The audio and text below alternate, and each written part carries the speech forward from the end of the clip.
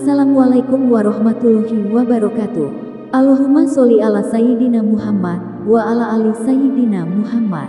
Pemirsa yang dirahmati Allah, marilah kita simak ceramah dari Kiai Haji Abdullah Gimnastiar dengan tema, beginilah jika hati sudah yakin kepada Allah. Sebelumnya marilah kita perbanyak sholawat minimal 1000 kali sehari, agar hidup kita penuh barokah dan mendapatkan syafaat kelak.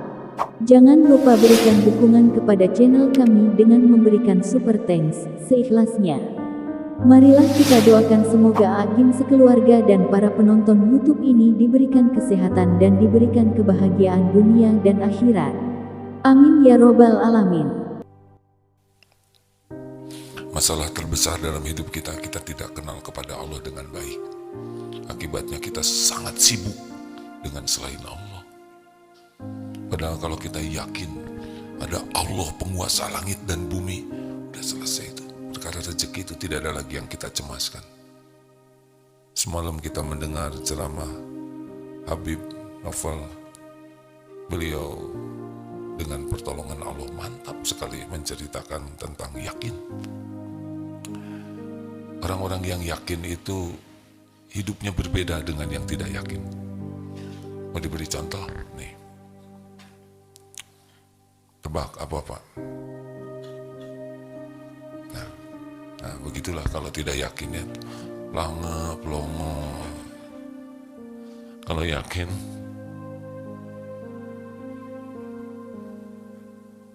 apa yang diambilnya? Kalau yakin, beda. Ini ada kartu nama. Apa yang ada di tangan saya? Apa? Bulat perkataannya tuh. Mantep. Kalau yakin tuh mantep. Siapa yang memiliki rezeki di langit dan bumi? Siapa yang membagikannya? Dulu siapa yang ngasih rezeki kepada kita? Sekarang siapa yang ngasih rezeki? Besok, lusa, sampai kita meninggal, siapa yang jamin rezeki? Dan gak ada cemas. Takut tidak ini, takut Allah pemiliknya. Bulat Allah. Jadi apa yang kita lakukan? Ibadah saja. Sholat ibadah, kerja ibadah, ngurus keluarga ibadah. Sudah itu saja. Rezeki Allah yang atur. Ini susah kalau orang kurang yakin kepada Allah. Tapi kalau yakin, sudahlah, itu urusan Allah sepenuhnya. Urusan kita bagaimana menjemput rezeki jadi ibadah. Bagaimana kalau sudah dikasih rezeki nambah ibadah. Kan ada yang nanya, orang Islam dikit-dikit sholat, dikit-dikit sholat. Kapan kerjanya? Kerja kita emang sholat ya. Kita itu hidupnya itu untuk ibadah. Wa ma khalaqtul jinna wal insa illa liya'budun. Memang sholat itu, kita diciptakan itu untuk sholat. Kita tuh, kerjaan kita tuh nunggu waktu sholat. Nah, dari sholat ke sholat diisi dengan ibadah yang lain. Tiangnya sholat, diisi dengan ibadah yang lain. Bekerja, ngurus keluarga, belajar, kadang olahraga, apapun dengan niat untuk takarub kepada Allah. Ya begitu saja. Kita tidak sibuk nyari uang. Bukan mencari uang, tapi bukan mencari rezeki, tapi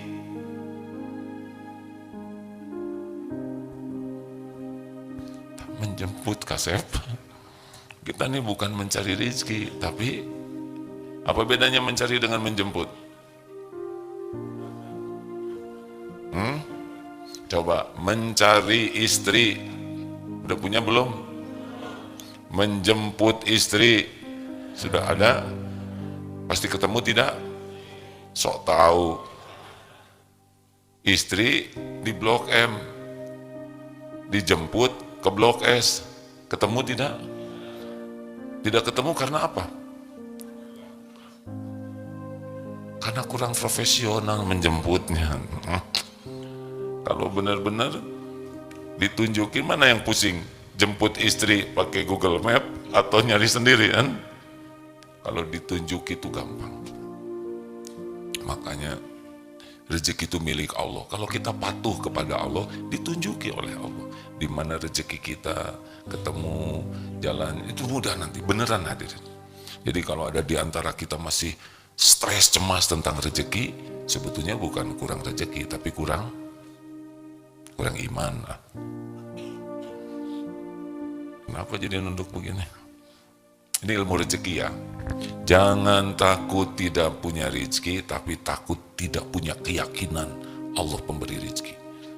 Itu yang bahaya bagi kita tuh. Bukan rezekinya, tidak yakinnya. Yang kedua, jangan takut tidak punya rezeki, tapi takut tidak berkah. Kita ketemu dengan rezekinya, rezeki kita, tapi tidak barokah. Karena niat dan caranya tidak benar. Emang penjahat siapa yang ngasih rezeki? Tuh diam kan, kurang yakin. Pokoknya kalau udah pelangap-pelongo kurang yakin, ingat ya. Emang penjahat siapa yang ngasih rezeki? Maling. Siapa yang ngasih rezeki? Koruptor. Semuanya Allah yang ngasih.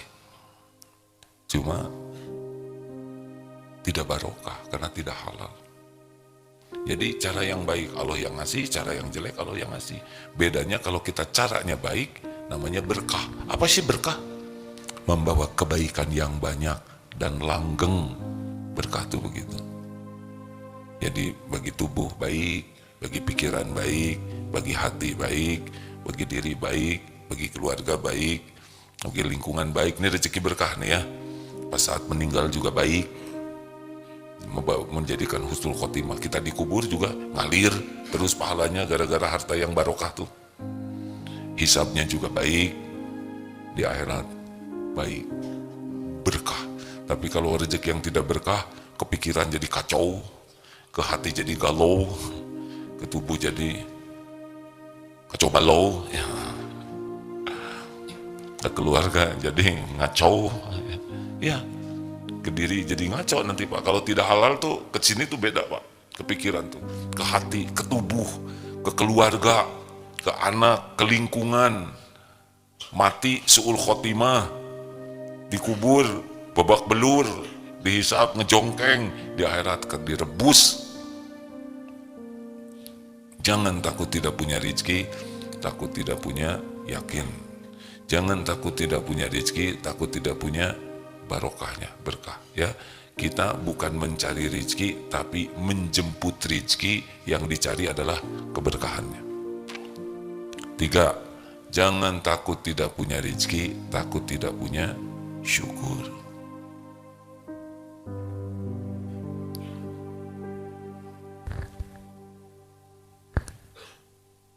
Yang lihat Pak, ini tadi pagi ada cucu baru selesai Iqra karena masih kecil sekali 5 tahun, terus pengen Quran, diberikan Quran.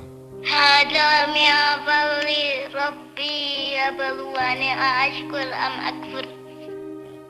Hada min fadli Rabbi liyabluwani ashkur am akfur. Surat An-Naml 40. Ini doa Nabi Sulaiman. Hada min fadli Rabbi, ini termasuk karunia Tuhanku untuk mengujiku. Apakah aku syukur, am akfur, atau kufur. Barang siapa yang bersyukur, ini terusannya ya. Wa man syakura fa innama yashkuru li nafsih, wa man kafara fa innahu rabbi ghaniyun hamid. Fa inna rabbi ghaniyun karim. Fa inna rabbi ghaniyun karim. Maaf. Ini termasuk karunia Tuhanku untuk mengujiku, apakah aku syukur atau kufur. Barang siapa yang bersyukur, maka dia bersyukur untuk dirinya sendiri. Barang siapa yang kufur, maka sesungguhnya Allah, Tuhanku Maha Kaya dan Maha Mulia. Jadi yang bahaya itu bukan kurang rezeki, tapi kurang syukur. Jadi kalau untung banyak, ujiannya ringan atau berat? Ringan atau berat? Kita teh makin pelit Pak kalau makin banyak. Iya. Dulu waktu SD sedekah 1.000, padahal bekalnya 2.000. 50% dia nafkahkan. SMP dia istiqomah 1.000 juga sedekahnya. Padahal bekalnya sudah 5.000. Turun tuh jadi 20% Pak. SMA dia konsisten 1.000, padahal bekal 10.000. Makin mahasiswa mantap, naik dia jadi 2.000, padahal bekalnya 50.000. Makin pelit. Gajian Pak, tetap 2.000 ya Jumatannya, padahal gaji 10 juta. Jadi kalau tidak hati-hati, kita ini kufur nikmat. Cirinya adalah makin pelit. Harusnya makin banyak, makin bersyukur. 4, jangan takut tidak punya rezeki, tapi takut tidak punya sabar ketika Allah menyempitkan. Suka-suka Allah dong. Kapan dibuka, kapan disempitkan, kapan dilapangkan, kapan diincret-incret ya. Suka-suka Allah. Allah ngebagikan sesuka Allah saja. Tidak harus selalu rencana cocok, enggak harus sesuai rencana. Rencana kemana, datang kemana. Ya, ini kalau ngandelin gaji, wajah-wajah ini udah meninggal dari dulu nih sebagian besar. Di Darut Tauhid itu santri karyanya 1.400 Pak. Pada waktu COVID kemarin, mulai COVID, saya nanya berapa cadangan dana yang ada. Hanya cukup kita stok gaji itu hanya untuk 3 bulan. Jadi cadangan gaji di pesantren ini hanya cukup 3 bulan Pak. 3 bulan lagi kita sudah habis kecuali jual-jual aset. Gimana Gimana? Yang jalanin aja. Sekarang tahun berapa nih? Udah lewat itu rapat berkali-kali ya nggak? Tetap saja jalan, karena yang ngebagikan rezeki itu Allah, sesuka Allah. Pembangunan tetap jalan, pembebasan lahan tetap jalan, gaji jalan aja. Memang pernah kita ada gaji dipotong ya, tapi pada hidup tuh teman-teman tuh. Walaupun gaji dipotong, kemana? Sepeda dilelang ya nggak? Gini, kalau lagi susah tuh namanya mantap ya, makan tabungan. Terus yang nyiapin tabungan ini siapa? Jawab Aden. Kenapa harus berat? Terus mau ngapain tabungan kalau nggak dipakai? Kita tabungan tuh dikeluarin tuh berat. Memang disiapkan pada waktu kita kepepet. Nanti, tabungan saya habis. Apa artinya? Manset, makan aset, tahu ya. Jual sepeda. Dulu Darut ini sering bagi-bagi sepeda. Wah, udah ratusan, udah banyak. Ketika dikumpulkan, ayo kita bersepeda. Loh, kok jadi sedikit yang bersepedanya? Namanya manset, ya nggak? Waktu COVID dijualin sepeda, udah nggak apa-apa. Nggak usah berat. Kalau harus keluar, ya keluar aja. Kenapa ditahan-tahan? Ya, tapi harganya setengah. Ya udah, nggak usah dijual. Tapi saya perlu. Ya jual tuh ya. Kenapa berat? Nggak usah ribet. Dunia ini nggak boleh ribet-ribetan. Nggak ada bertengkar-bertengkaran. Ya. Halo. Sing sabar, ada waktunya kok. Udah pernah nggak tidak punya uang? Ada yang pernah, ada yang sering, ada yang konsisten. Ya. Cara Allah memberi rezeki mah nggak harus kepikir oleh kita semua. Betul, hadirin. Abah, anak berapa? 5. Ada yang lebih dari 5, acungkan tangan. Berapa Pak? 6. Lebih 1 ya. Ada yang lebih dari 6? 7?